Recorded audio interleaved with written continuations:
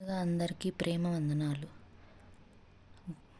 2025 దేవుడు నాకు ఇచ్చిన వాగ్దానము, నీ దేవుడైన యెహోవా భూమి మీదున్న సమస్త జనముల కంటే నిన్ను హెచ్చించును. ద్వితీయోపదేశకాండము 28వ అధ్యాయము 1వ వచనం.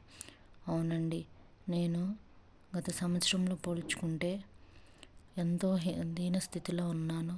దేవుడు నేను ప్రార్థించినప్పుడు, అడిగినప్పుడు ఎంతోమంది నన్ను అవమానపరిచినప్పటికీ దేవుడిని నమ్మిన వారిని దేవుడు ఎప్పుడు తలగానే ఉంచుతానన్నాడు.